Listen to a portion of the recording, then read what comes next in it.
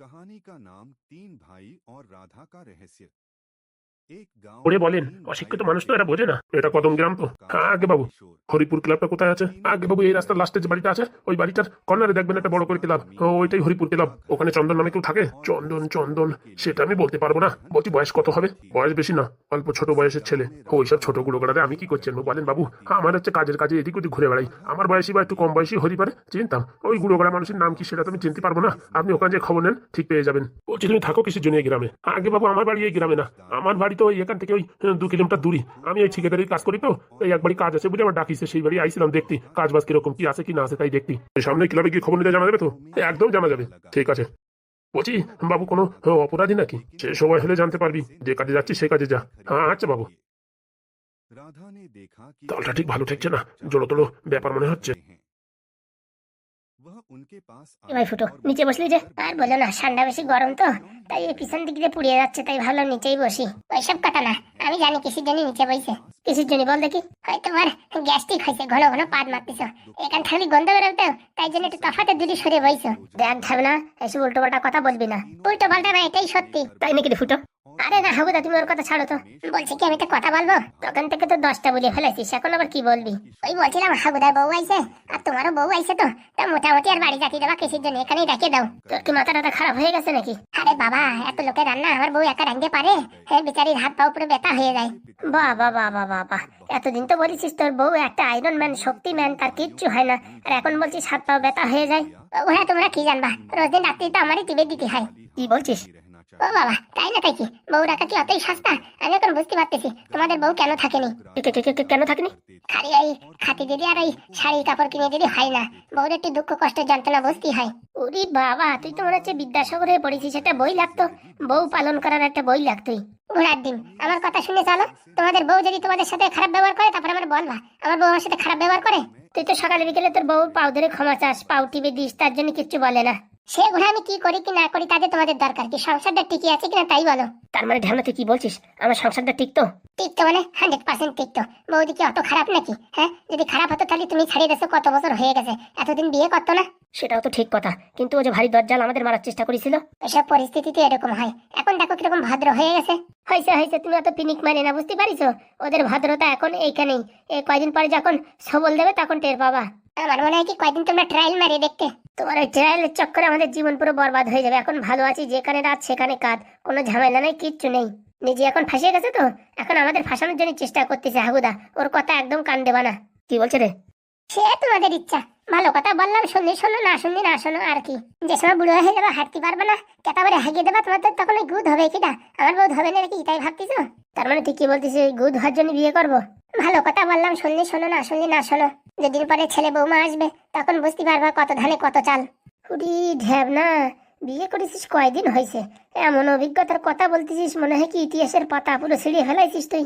তুই ফুটো যা বলিস তা বলিস, ঢ্যাবনার কথা কিন্তু জুত আছে। হয়ে গেছে তোমার ফিউজির তার উড়িয়ে গেছে, বুঝতে পারিছি। একবার ট্রাই মারেই দেখো না হাগুদা, জীবনে তো অনেক পয়সা কাড়ি খরচা করিস, একবার একটু বউটারে চান্সটা দিয়ে দেখো। আমি কিন্তু ওই চান্স ফান্সের ভিতরে নেই হাগুদা, তুমি চান্স দেবার দাও, আমি আমার বউরি গ্রহণ করবো না। শোনে ভাই, আমার যে শরীরের অবস্থা, মোটামুটি এখন একজনের দরকার।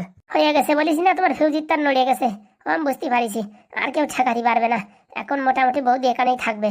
আরে থাকুক না তো, 2-4 দিন দেখো কিরকম কি ভাবতাল, যদি টিড়িং বিড়িং করে তখন খেদাই দেবা। খেদানো কি এত সস্তা? তুই কি ভুলে গেছিস কত কষ্ট করে খেদাইছিলাম? শোনো, পয়সা না থাকলে খেদানো কোনো ব্যাপার না, চড়াত করে চলে যাবে, বুঝতে পারিস? আর তোর কথা শুনে যদি পেঁচা কলে পড়ে যায় আর ছাড়াতে না পারলি, তাহলে আমি ঢ্যাবনা কথা দিচ্ছি, তোমাদের বউদের ছাড়ানোর দায়িত্ব আমার। কি ভাবছিস হাকুদা? বলছে কি ভাই, এই বয়সে বিয়ে করা ঠিক হবে না, লোকজন ছিচি করবে।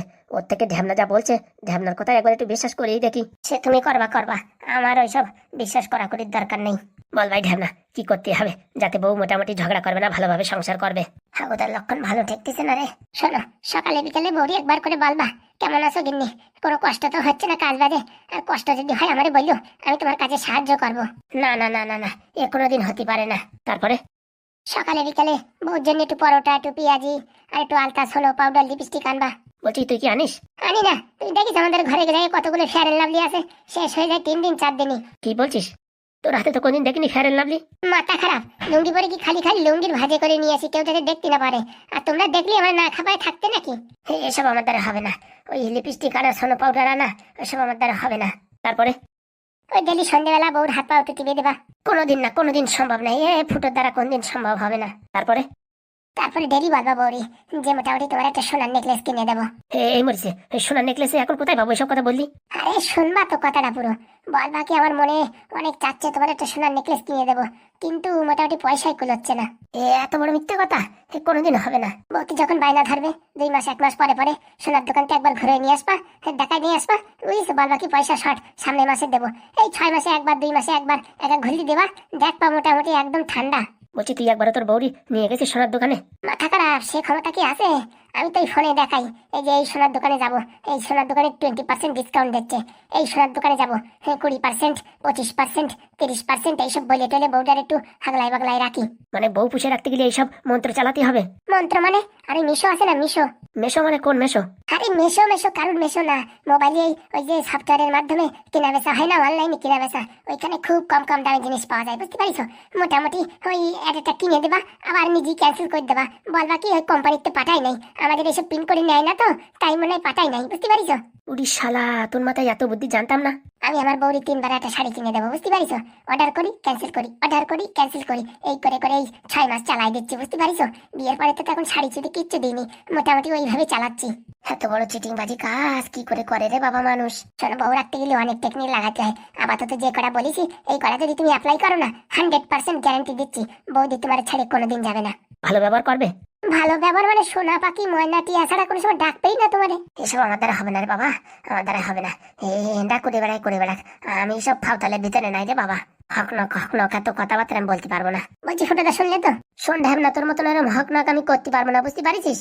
তোমার ইচ্ছে, যা বললাম শুনলি পারে, বউ টেকবে না তো টেকবে না। বলছি ভাই ফুটো, খরচা তো কিচ্ছু হবে না, খালি একটু বুদ্ধি খাটাতে হবে। ঢ্যাব না যেভাবে চালাচ্ছে ওই রাস্তায় আমরাও চলবো। না না, আমার দ্বারা ওইসব হবে না বাবা, আমাদের ওইসব হবে না। আমি এই রাত্রে দিন রাত ওইসব কাজ আমি করতে পারবো না। আরে বাবা, লোকে তো কত বড় বড় মিথ্যে কথা বলে, তুই এইসব হালকা পাতলা মিথ্যে কথা বলতে পারবি না? ওইসব আমার দ্বারা হবে না, বুঝতে পারিস? তোমরা চালাই যাও নৌকো, আমার দরকার নাই, মোটামুটি আমি ওই খালি তৈরি ভালোই আছি, মোটামুটি আমার ওইসব দরকার নেই। শোন ভাই, তুই রিক্স না নিলেও আমি একটা রিক্স নিই, মোটামুটি 1-2 বার ওই কেতায় আমি বুঝিস ওই রাত্রিবেলা হেগিয়ে দিছিলাম, সে ধুতি যে কি কষ্ট, মোটামুটি লজ্জার ব্যাপার। তাই বলে বউর হাত পাও টিপে দিতে হবে, বউর কথা শুনতে হবে, মিথ্যে কথা বলতে হবে? হ্যাঁ আরে ভাই, বয়স তো এখন তোমার কম, কদিন পরে দেখবা যখন দাঁত নড়িয়ে উঠবে না, তখন দেখবা কেমন লাগে। আর রাঞ্জে তো খাতি হচ্ছে না, ঢ্যামনার বউ রাঞ্জে দিচ্ছে তো ভালোভাবে, মোটামুটি দাবাই দিচ্ছ। নিজে যদি রান্তি হতো না, তখন আম সত্য বার হয়ে যেত। এই কথাটার যুক্তি আছে, কারণ কি 2-3 বার রান্তি যাই দেখেছি, ও যা রান্না হয় ও খাওয়া যায় না।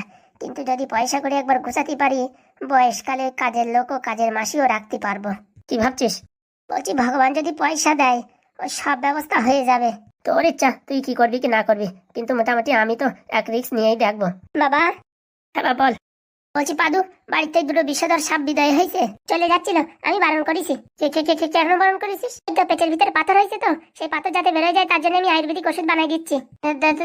তাই বলে বাড়ি রাখি দিছিস? পাঠাই তো দিতে পারতিস, ওইসব অনলাইনে প্যাকিং করে পার্সেল করে পাঠাই দিতে পারতিস তো। না না কাকা, 2 দিন থাক না তো, কি অসুবিধা হয়েছে? এইসব কিন্তু ভালো হচ্ছে না, বুঝতে পারছিস? আবার তোর বাবার সাথে আমার সাথে সরু লাইন শুরু করে দিলি, তখন কিন্তু বিরাট ঝামেলা হবে। আরে বাবা, মানুষ মাত্রই ভুল হয়, একবার সুযোগ দিয়ে দেখো ভদ্র হয়েছে কি না হয়েছে। আমি বাবা এইসবের ভিতর নাই, তোর বাবার দিয়ে রিক্স নিয়ে তো নিয়া, আমি এসব রিক্সের ভিতর নাই।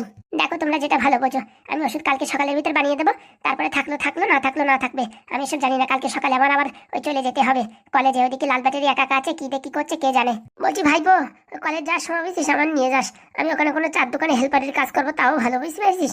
বাড়ি থাকা যাবে না, আমার বউ যা ডেঞ্জার, কখনো প্যাস মেরে আমার ফাঁসাই দেবে বলা যায় না। কি যে বলো কাকা তুমি, ঠিক বলিস ভাইপো, আমার তুই সব নিয়ে যাস, আমি ওই লোকের দোকানে থালা বাসন ধোবো, তাও ভালো, বুঝতে পারিস?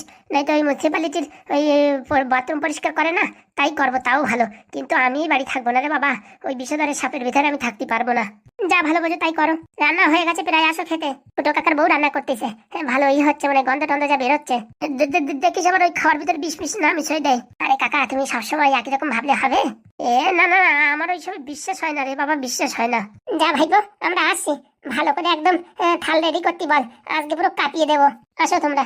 চল ফুটো তাড়াতাড়ি চল, বৌমা রান্না করেছে বলে। অনেকদিন তো আমার বউর হাতের খাইছো, আজকে তোমার বউর হাতে খাবো। দেখ না ভালো হচ্ছে না, কিন্তু বারবার তুই তোমার বউ করবি না, বুঝতে পারিস? ডিভোর্স দিয়ে দিছে, আমার সাথে এখন কোনো সম্পর্ক নাই। আরে সম্পর্ক নাই তো ঠিক আছে, রান্না করেছে খাতি, অসুবিধা কি? চলো। আর ভাতের সাথে কি রাগারাগি, খাওয়ার দরকার খাবি, তা আবার কি, ভালো হলো কি না হলো, সে খাওয়ানি, চলো চল। যাই বলিস তাই বলিস ফুটো, এবার একটা রিস্ক নিতেই হবে। বুঝতে পারিস ছেলে বড় হয়ে গেছে, এখন আর বিয়ে ঠিয়া করা যাবে না। মোটামুটি পুরনো বউটারই ঠিক করে নেওয়ার ব্যবস্থা করতে হবে। তো তুমি যা পারার